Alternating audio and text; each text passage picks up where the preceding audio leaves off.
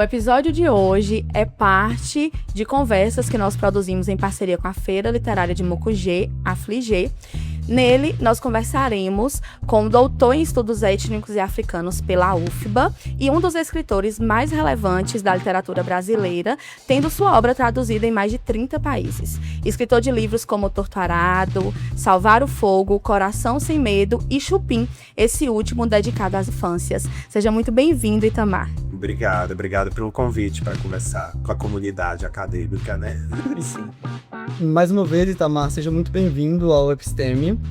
Nós somos um projeto de extensão da Universidade Estadual do Sudoeste da Bahia, com o objetivo de divulgação científica. É um prazer tê-lo aqui conosco hoje. Queríamos conhecer um pouco da sua experiência na universidade. Como era aquele Itamar que entrou na graduação em Geografia, que também se dedicou ao mestrado na mesma área e posteriormente fez o doutorado, em Estudos Étnicos e Africanos na UFBA. Como foi a sua experiência acadêmica? É muito curioso, porque a literatura entrou na minha vida muito cedo. Mas era uma coisa que eu levava como hobby, porque não tinham escritores no nosso meio, onde eu vivia, pessoas conhecidas, que apontassem para a literatura, para a escrita, como uma profissão.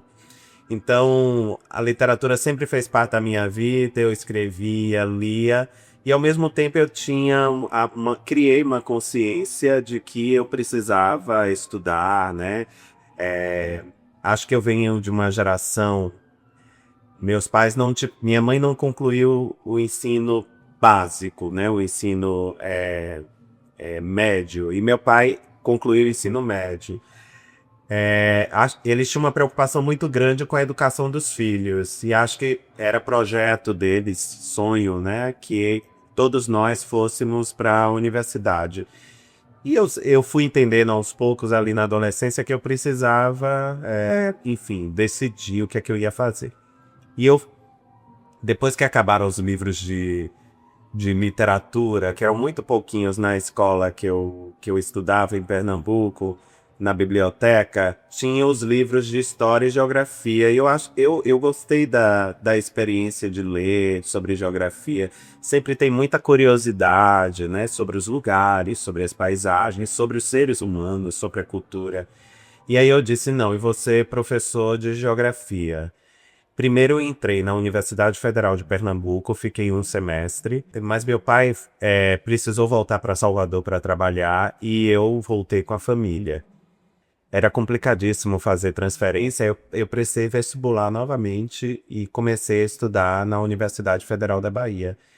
E bom, a minha vida, acho que não é muito diferente da vida de muitos estudantes das universidades públicas, Eu estudei num tempo pré-cota, estudei num tempo onde estudantes não tinham muitos recursos para dar continuidade à sua vida na universidade. E eu sempre precisei trabalhar. Então eu trabalhei de muitas coisas. Trabalhei no supermercado, trabalhei em farmácia, trabalhava dando aula, como nós chamamos aqui na Bahia, banca, reforço. Trabalhava de inúmeras coisas para conseguir me manter como estudante. E eu era um estudante, não era um estudante brilhante, mas era um estudante aplicado, que tinha um compromisso com tudo aquilo, Então não reclamava de leituras. Pelo contrário, eu sempre fui muito provocado a conhecer. E para mim não existiam muitas maneiras de conhecer que não fossem através da leitura. Então eu não reclamava de leitura, eu fazia tudo como queriam. Terminei que quando eu terminei a graduação, eu fiz vários concursos. Que aí veio aquilo que, enfim, nos inquieta, Inquieta muito de nós quando se forma, quer ter um trabalho, E dar continuidade à vida. E eu fiz vários concursos para professor, e ao mesmo tempo estava ali tentando entrar no mestrado. Entrei no mestrado, consegui uma bolsa, deixei os concursos de lado, mas depois que eu tinha cumprido um ano de mestrado, feito as disciplinas, comecei a fazer concurso e fui trabalhar no INCRA. Mas sempre concluí o mestrado e sempre Eu acho que a educação é um processo longo que transcende as fronteiras da escola, da universidade. Eu tenho essa consciência de que eu sempre continuei me educando. Mais tarde entrei no doutorado, era uma maneira, o INCRA, onde eu trabalhava, estimulava a gente a se qualificar. A tese tinha que ter uma relação com a minha atividade lá. E eu aproveitei essa janela e fui para o doutorado, e foi maravilhoso, porque aprendi muita coisa, né? Tive essa experiência de me dedicar a uma tese. Acho que tudo isso contribuiu de uma maneira muito vasta, muito rica para o que eu escrevo na literatura. Em 2024, você publicou Chupim, sua primeira literatura para as infâncias.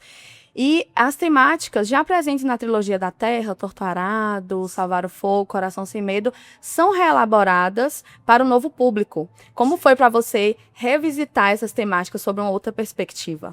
Chupim nasce, na verdade, de Torto Arado. Tem uma passagem até que está na orelha do livro, na orelha de Chupim, que é justamente o trecho de Torto Arado que serviu de mote para que eu escrevesse essa história para a infância.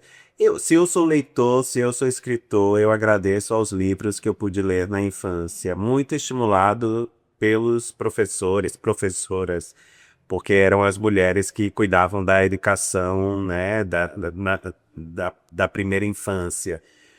E eu tenho um enorme carinho, né? Eu tenho uma consciência muito consistente de que se eu me tornei leitor e despertei um interesse pela escrita, pela literatura, eu agradeço esses livros, que foram pontes para que eu pudesse chegar a outra literatura, né? E eu já tinha escrito livros para a infância que não publiquei. E aproveitei o momento para, colocar esse projeto de pé. E foi uma experiência muito interessante, muito rica. O fato de ser um livro pequeno pode fazer as pessoas pensarem que é uma coisa que a gente senta numa tarde e escreve. Mas não é bem assim. Eu acho que a escrita, ela nos acompanha durante muito tempo antes de se tornar registro no papel ou no arquivo de computador, né? Então eu passei muito tempo tentando contar essa história. Eu escrevia de um jeito, não me agradava, eu escrevia de outro, e assim ia. Até que eu encontrei o tom, e eu conversei com a minha editora, porque a editora para o livro da infância é um selo dentro da Todavia, mas é uma editora específica, né, para a infância. Conversei com ela, ela leu, deu palpites. Daí depois eu descobri o barato de um livro para a infância, porque o trabalho com o livro para adulto é muito solitário, e depende quase que exclusivamente do autor. Mas um livro para a infância, a história precisa da arte para poder ser contada. Palavras, imagens, ou arte, ou ilustrações, como queiram chamar. E depois, o livro é um objeto muito bem pensado, as cores das páginas, o tamanho das fontes, como é que deve ser, o tamanho do livro, como é que ele vai ser manuseado, se é brochura, se é capa dura, se é grampeado.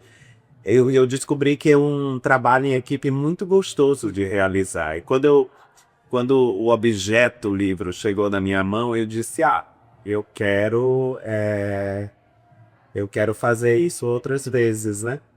E foi um livro que me trouxe muitas surpresas, porque ele foi selecionado para a Feira do Livro de Bolonha, entrou numa seleção especial da Feira do Livro de Bolonha, que é um selo, é uma espécie de prêmio. Depois ele entrou para o catálogo da White Heavens, que é um catálogo que é de todas as... que engloba, assim, que seleciona algumas obras escritas no mundo para o público da infância. Ele foi um dos selecionados e faz parte desse catálogo. E mais tarde ganhou o prêmio da Fundação Nacional do Livro para Infância e Juventude aqui no Brasil, de melhor livro para criança. Eu escrevi sem pensar em nada disso, e foi uma grande surpresa. Acabei de autografar aqui na Fligê vários exemplares e cada um me falava sobre a relação que construiu com o livro. Tanto educadores quanto os leitores, os pequenos leitores. Você falou sobre esse trabalho coletivo que envolve a concepção e produção de um livro para as infâncias e se destaca no livro Ami Chupim as ilustrações da Manuela Navas, Sim. né? Você já teve as suas outras obras adaptadas para outras linguagens, né? Peça, Sim. musical, Sim. em breve um desfile na Sapucaí, né? Pela Unidos de Vila Isabel. E você já disse em outras entrevistas que não gostava muito de participar desses processos de adaptação, né? Exato. E como foi com a ilustradora, ou com a Manuela Navas? Você participou de como as ilustrações seriam feitas? Ela enviou as ilustrações e você aprovou? Engraçado que Chupim entrou numa rede de contação de histórias muito especializada para a infância, que tem muita apresentação teatral. Em São Paulo tem um grupo, que já não me lembro o nome, que tem feito apresentações. No mês de setembro vai estar no Teatro do Sesc fazendo apresentações, ou seja, essa história já ganhou vida própria, né? Lá com os contadores de história. E quando eu considerei o texto pronto, veio a tarefa de escolher alguém que pudesse fazer a arte, a ilustração para o livro. Bom, aqui é a parte mais difícil, porque tem muita gente fazendo isso e é muita gente criativa, né, aqui no Brasil. É muito difícil decidir.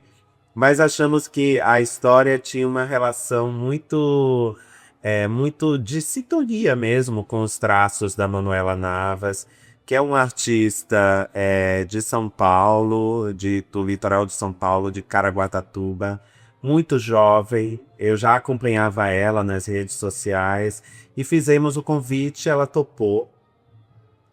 E eu deixei ela muito livre para ela decidir como contaríamos essa história. Eu tinha feito o texto e a partir do texto ela foi pensando aquilo que poderia virar arte, ilustração.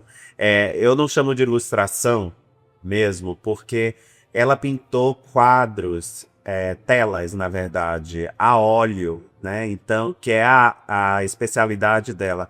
Ela fez pinturas a óleo e a partir dessas pinturas é que foi retratado, né? E elas foram parar no livro como imagens, né? Ou ilustração, como queiram. Mas foi a Manuela Navas que, a partir da leitura, fizemos algumas reuniões, né? Às vezes ela me apresentava uma imagem, eu, como tinha um conhecimento do texto, aí eu dizia, olha, aqui as crianças estão descalças, elas não têm sapato, o piso dessa casa tem que ser de barro, ele não tem piso. Tinha detalhes que eu ia apontando para ela e ela muito generosamente ia fazendo as substituições, mas ficou um trabalho incrível. Um trabalho que ela já era conhecida, mas que de alguma maneira também pudemos fazer coisas, mesas. As pessoas acho que conheceram mais o trabalho da Manuela. Parte dessas ilustrações ficaram expostas no Museu de Arte do Rio de Janeiro. Enfim, foi uma experiência muito rica.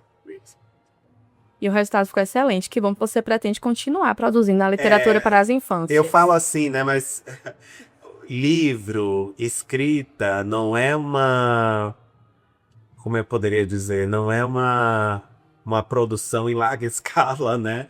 Uma fábrica de montagem de um produto com peças. O trabalho intelectual demanda tempo. E o tempo é esse bem escasso, né? Que a gente luta para ter, mas que, enfim, é o que eu consigo para poder continuar escrevendo, continuar imaginando, pensando. São tantos projetos. Às vezes eu gostaria de me dividir em vários, assim. Eu poderia ter alguns avatares para que compartilhassem comigo a minha mente e pudessem estar fazendo coisas ali ao mesmo tempo comigo. Nós sempre encerramos aqui o podcast pedindo uma indicação cultural do nosso convidado. Então, indique aqui para os nossos ouvintes. Pode ser um livro, uma música, um filme, fique à vontade para recomendar. Essa é a parte mais difícil, porque é só um, né? Não, pode ser mais de um. Tem licença para indicar mais de um. Eu vou indicar um livro de um brasileiro, de um escritor brasileiro, que se chama A Casa dos Malditos, de Tito Leite. Esse livro não é um livro de ficção, uma espécie de memórias, né, que ele escreveu, que conta parte da vida dele como um monge beneditino. E os dilemas que eu acho antigos e universais dos seres humanos, né? Gostei muito desse livro, indico. Acabou de ser lançado, eu indico esse livro. Perfeito, muito obrigado pela ação e também pela generosidade em ter aceitado o nosso convite. As portas do Episteme certamente estão abertas para outras oportunidades. Com certeza, conversaremos em outras vezes. Obrigada. Obrigado também.